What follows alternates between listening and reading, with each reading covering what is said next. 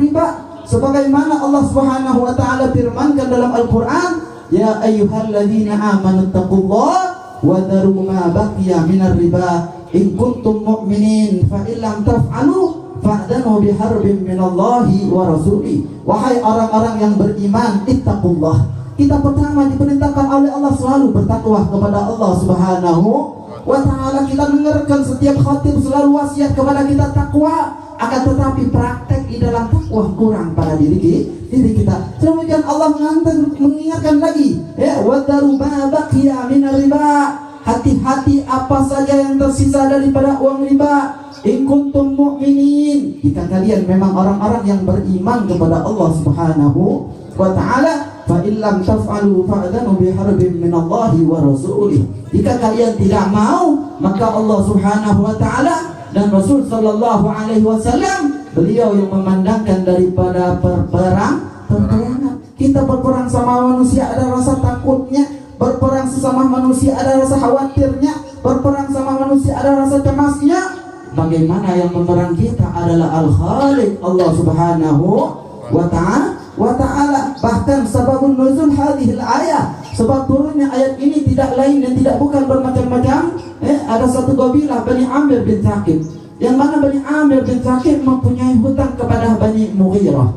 Tiba ingin waktu pembayaran, maka Bani Amir bin Thaqib ingin melebihi batasan pinjamannya. Maka diturunkan oleh Allah ayat ini, ya ayyuhalladzina amanu taqullaha wa dharu ma baqiya minar riba in kuntum mu'minin fa illam taf'alu fa'danu biharbin minallahi wa rasuli. Maka gemeterlah Bani Amir bin Thaqib, taubat kepada Allah Subhanahu wa ta'ala, menangis takut akan daripada peperangan Allah Subhanahu wa ta'ala. Akan tetapi di hadas zaman, pada zaman sekarang ini, orang tak takut lagi diperang dengan Allah Subhanahu wa ta'ala. Berapa banyak mereka yang usahanya hancur karena riba. Berapa banyak mereka yang hidupannya hancur karena uang riba. Karena apa? Mereka berani berperang dari Allah Subhanahu wa ta'ala. Bahkan kalau kita lihat dalam hadis Nabi Muhammad sallallahu alaihi wasallam, juga dicatatkan oleh Al-Imam Al-Habib Abdullah bin Ali Al-Haddad di dalam kitab Nasaih Dunia wal Wasaya Al-Imaniyah. Beliau mewanti-wanti kita dengan hadis Nabi Muhammad sallallahu alaihi wasallam yang Nabi menyatakan riba thalasa wa sab'una baban aysaruha adnaha ayyankihar rajulu ummuh. Kata Nabi Muhammad sallallahu alaihi wa ala alihi wa sahbihi wasallam, di dalam riba ini bercabang 73 dosa besar. Ya. Daripada dosa-dosa besar tersebut, Nabi menyatakan adnaha, yang paling ringan dari dosa riba tersebut, ayat tiharrojulu ummuh, bagaikan orang yang berzinah dengan ibunya sendiri. Wal ayadu billah min dhalik. Sekarang lagi viral seorang menantu dia selingkuh dengan daripada mertuanya. Ya, akan tapi ada dosa yang lebih besar dahsyat dari itu, yaitu adalah orang-orang yang senantiasa memakan riba. Wal ayadu billah min dhalik. Jangan harap kita punya anak yang soleh, jangan harap kita punya anak yang soleha, manakala kita senantiasa memberikan nafkah kepada anak kita, kita memberikan nafkah kepada istri kita dari hal-hal uang riba, dari hal-hal yang diharamkan oleh Allah Subhanahu wa ta'ala. Kenapa? Setiap daging yang tumbuh dari hal-hal yang diharamkan oleh Allah, ketahuilah neraka Allah lebih pantas. Karena Nabi Muhammad SAW menyatakan, kullu lahmin nabata minal haram fanaru aula bih. Setiap daging yang tumbuh dari yang diharamkan oleh Allah Subhanahu wa ta'ala, ketahuilah neraka lebih pantas. Ini sabda daripada Nabi Muhammad sallallahu alaihi wasallam. Ketika kita berharap kepada Allah punya anak-anak yang soleh dan soleha, maka perhatikan yang pertama kali, apa saja makanan yang masuk terhadap istri kita, makanan yang telah masuk kepada anak-anak kita. Kalau baik, insya Allah anak kita pun akan menjadi yang baik. Kalau kita memberikan nafkah terhadap istri kita dengan hal yang baik, yang halal, insya Allah istri kita akan menjadi istri yang solehah. Jangan salahkan ketika kita punya anak yang durhaka. Jangan salahkan diri kita ketika kita punya anak kurang berbakti dengan orang tua. Kenapa? Berapa banyak seorang ayah memberikan nafkah terhadap anaknya dari hal-hal yang tidak pantas, dari hal-hal yang diharamkan oleh Allah Subhanahu wa ta'ala. Kisah Muhammad sallallahu alaihi wasallam yang juga diharamkan oleh Allah untuk memasuki surga Allah Subhanahu wa ta'ala, yaitu adalah akilu malal yatim bighairi haq. orang-orang yang senantiasa memakan daripada harta anak-anak yatim. Orang-orang yang mengambil manfaat dari anak yatim, mendolimi anak yatim, ketahuilah neraka Allah Subhanahu wa Ta'ala telah menanti dirinya. Anak yatim adalah orang yang paling disayangi oleh Nabi Muhammad Sallallahu Alaihi Wasallam. Orang yang mau membantu daripada anak yatim, ketahuilah kelak nanti di surga bersama Nabi Muhammad Sallallahu Alaihi Wasallam, karena Nabi memberikan jaminan annahu wakafilul yatama kahatain. Aku dan orang yang mau menanggung daripada anak-anak yatim, beliau memberikan isyarat dengan dua jarinya, jari telunjuk dengan jari tengahnya, begitu dekat dengan Nabi Muhammad Sallallahu Alaihi wa ala alihi wa sahbihi wasallam. Bahkan Nabi Muhammad Sallallahu Alaihi Wasallam ketika ingin melaksanakan daripada sholat hari raya Idul Adha, yang mana hari raya, hari menyenangkan bagi anak-anak, ketika Nabi Muhammad Sallallahu Alaihi Wasallam keluar dari rumah ingin menuju masjid, lalu Nabi Muhammad Sallallahu Alaihi Wasallam melihat satu kelompok orang, anak-anak kecil dalam keadaan bahagia, senang hari raya ini, hari yang bahagia yang luar biasa. Kemudian Nabi Muhammad Sallallahu Alaihi Wasallam melihat satu anak duduk di pojokan, menundukkan palanya, nangis, nggak bermain sebagaimana teman-temannya yang lain bermain. Lalu anak tersebut didekati oleh Nabi Muhammad Sallallahu Alaihi Wasallam, ditanya oleh Nabi, ya gulam, lima tabki, wahai anak kecil, kenapa engkau menangis, engkau tidak bermain sebagaimana teman-temanmu yang lain bermain?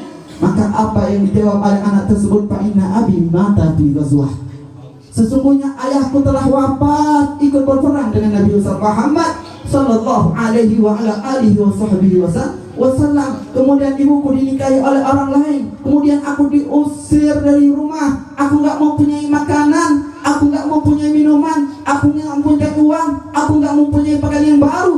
Ketika aku melihat teman-temanku, mereka orang masih punya orang tua, masih punya ayah, masih punya ibu, mereka punya makanan enak-enak. Ketika aku melihat keadaan mereka senang, justru bertambah sedihku, kata anak tersebut.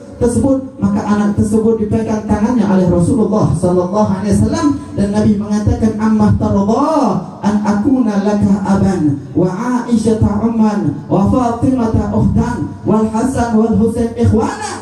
Tidakkah engkau reda aku Rasulullah Sallallahu Alaihi Wasallam menjadi ayahmu? Tidakkah engkau reda Sayyidatuna Aisyah menjadi ibumu, Fatimah Zahra menjadi saudarimu, Imam Ali bin Abi Thalib menjadi pamanmu, Imam Hasan dan Imam Husain menjadi saudaramu? Anak tersebut dibawa oleh Nabi besar Muhammad Sallallahu Alaihi Wasallam pulang ke rumah. Nggak punya makanan, dikasih makanan yang paling enak oleh Nabi Muhammad. Nggak punya minuman, dikasih minuman oleh Nabi. Nggak punya pakaian baru, diberikan pakaian baru oleh Nabi Muhammad Sallallahu Alaihi Wasallam. Sehingga anak tersebut senangnya begitu luar biasa. Pulang lagi anak tersebut menemui anak teman-temannya yang lain. Teman-temannya dalam keadaan bingung. Ini anak tadi dalam keadaan menangis, tadi ini anak dalam keadaan sedih. Kenapa sekarang senangnya begitu luar biasa? Maka anak tersebut menjawab, ya dahulu aku anak yatim, aku nggak mempunyai apapun, akan tetapi aku sekarang bukan anak yatim, aku mempunyai ayahku Rasulullah Sallallahu Alaihi wa ala alihi wa sahbihi wasallam. Ini sifat yang mulia ada pada diri Nabi Muhammad Sallallahu Alaihi wa ala alihi wa sahbihi wasallam.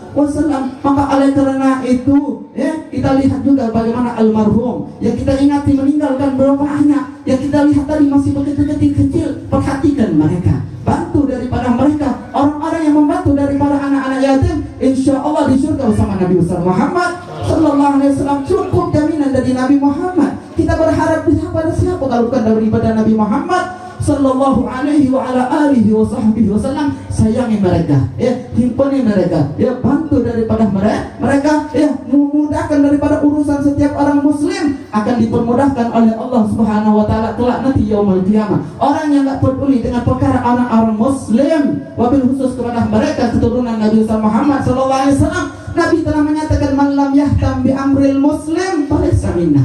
Orang yang enggak peduli dengan perkara orang muslim bukan termasuk daripada golongan kami, kata Nabi Muhammad Sallallahu Alaihi wa ala alihi wa sahbihi wasallam. Kemudian yang terakhir kata Nabi Muhammad Sallallahu Alaihi Wasallam, yang paling banyak masuk neraka, yang diharamkan masuk surga, yaitu adalah al-aqu liwalideh, anak yang durhaka dengan orang tua.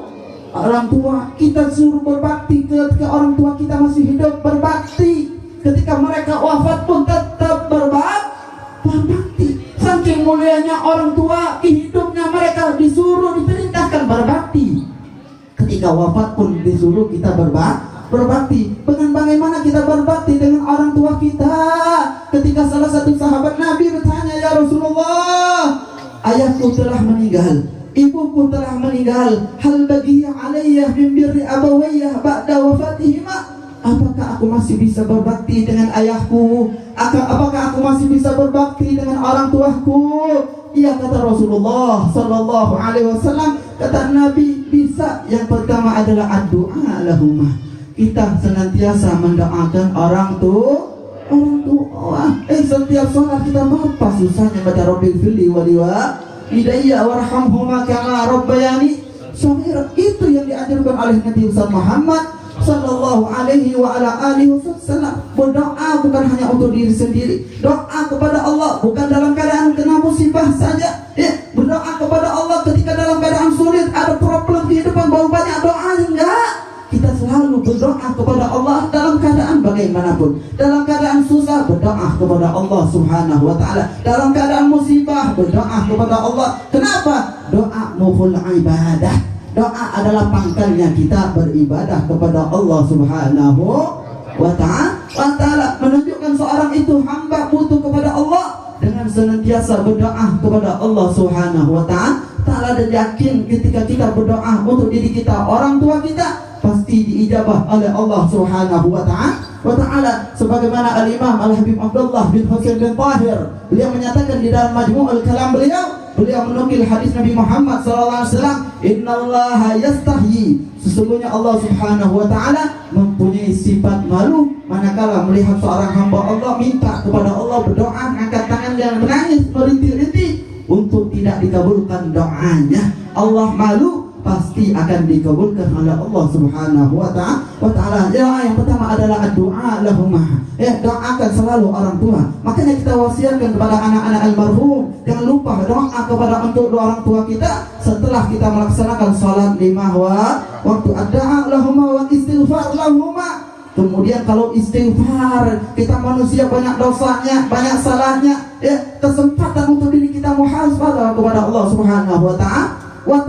Kalau tahun yang lalu 2022, sekarang kita masuk 2023, ambil daripada pelajaran. Kalau dahulu banyak salahnya, banyak mukhalafahnya, kurang taatnya kepada Allah, istighfar kita di bulan baru, mulai dengan kebaikan, mulai dengan ibadah, mulai dengan a'mal salihah yang diridhai oleh Allah subhanahu wa ta'ala, dengan memperbanyak istighfar kepada Allah subhanahu wa ta'ala. Kemudian kita istighfar juga untuk orang tua. Rabbil firli waliwa hidayah warhamhuma kama rabbayani shaghira. Ini yang diajarkan oleh Nabi Muhammad sallallahu alaihi wasallam. Kemudian cara yang ketiga, wassadaqatu alaihima, memperbanyak bersedekah, sedikit besar, doakan, niatkan ketika kita bersedekah, doanya tersebut, pahalanya tersebut sampai kepada kedua orang tua kita. Kemudian yang keempat adalah infadhu ahdihima, jalankan janji orang tua kita. Berapa banyak daripada orang tua kita sebelum wafat, mereka banyak pesan, mereka banyak wasiat, mereka banyak menasihati kita selaku anaknya.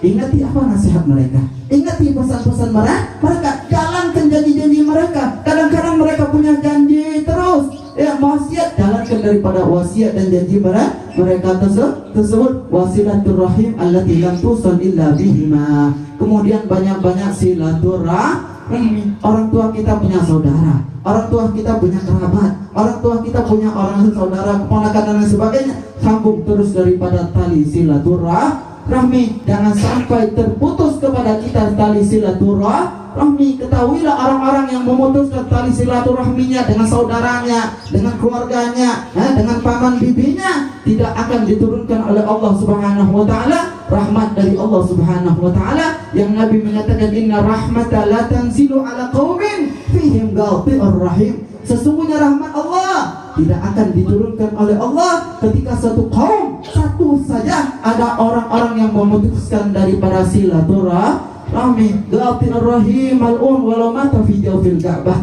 Orang yang memutuskan tali silaturahmi dilaknat oleh Allah walaupun matinya berada di dalam Ka'bahnya Allah subhanahu wa wa ta'ala. Maka oleh karena itu bukti ketika kita sekarang ini duduk bersama mendoakan daripada almarhum, kita doakan mudah-mudahan almarhum mendapatkan ampunan dari Allah Subhanahu wa ta'ala, dan mudah-mudahan anak-anak beliau merupakan anak-anak yang soleh dan soleha, diberkahi oleh Allah Subhanahu wa ta'ala kehidupan mereka semua. Amin ya rabbal alamin. Wa sallallahu ala sayyidina Muhammadin nabiyil ummi wa ala alihi wa sahbihi wasallam. Alhamdulillahi rabbil alamin. Hada minni wa la minkum. Assalamualaikum warahmatullahi wabarakatuh.